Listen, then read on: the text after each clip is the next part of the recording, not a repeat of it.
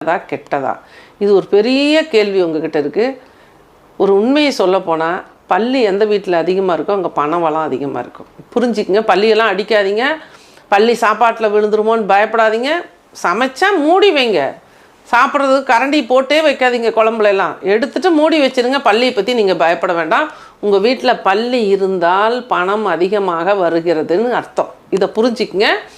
அதுக்கப்புறம் பார்த்திங்கன்னா பள்ளி கத்தும். என்னென்னா நமக்கு அப்போல்லாம் பள்ளி சகுனத்தை தான் பார்ப்பாங்க.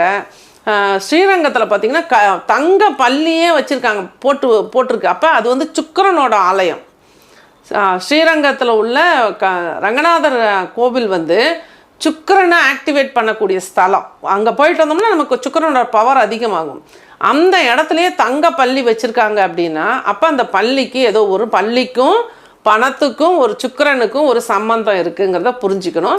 அப்போ அந்த பள்ளி நம்ம